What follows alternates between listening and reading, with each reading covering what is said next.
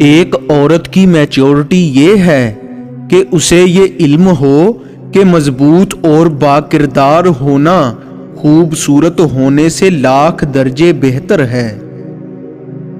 دنیا میں بہترین انسان ہے وہ جس کے لیے کوئی روئے، اور بدترین انسان ہے وہ جس کی وجہ سے کوئی روئے۔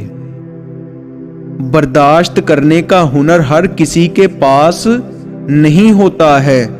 تھوڑی سی تنقید بڑے بڑوں کی اصلیت کھول دیتی ہے۔ تمہاری کہانی اس لیے رک گئی ہے کیونکہ اللہ چاہتا ہے کہ تم اس کا اگلا حصہ خود لکھو۔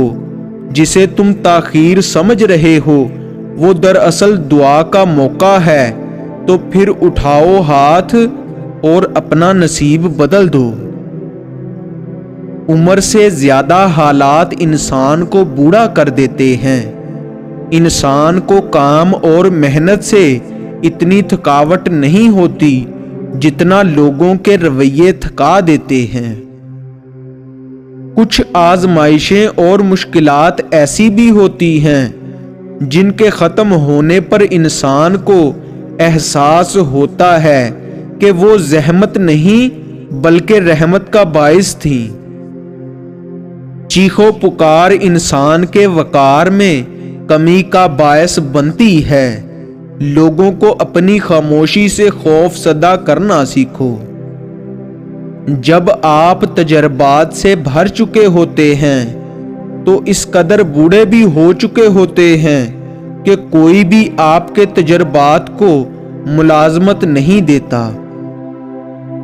ماں بے شک پڑھی لکھی نہ ہو، پر دنیا میں ہر ضروری بات ہم اپنی ماں سے سیکھتے ہیں۔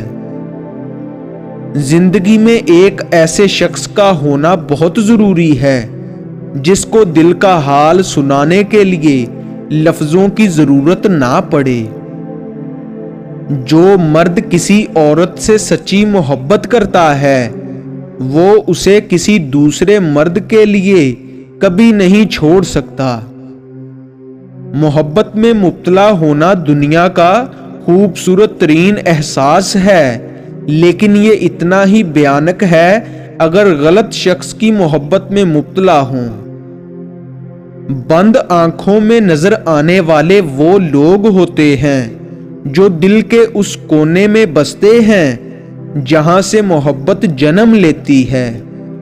جب تک انسان دوسرے کی جگہ پر کھڑا نہ ہو اسے پوری بات سمجھ میں نہیں آتی۔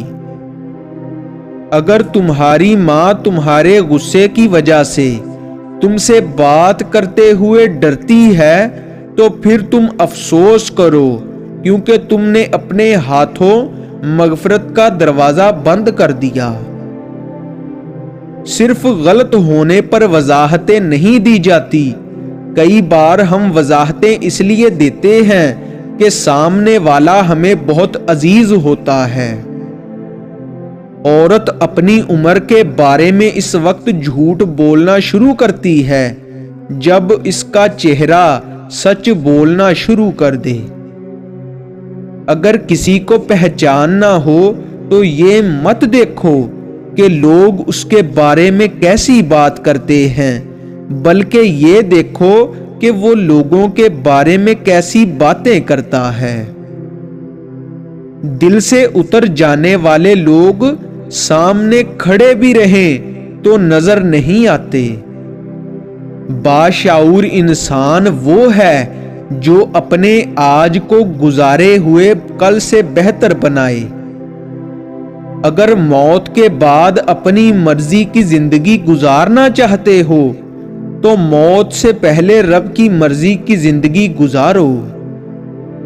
آپ کے حصے کا رزق آپ کے مقدر میں لکھ دیا گیا ہے۔ آپ نے یہ رزق حلال طریقے سے کمانا ہے یا حرام، یہ آپ کی آزمائش ہے۔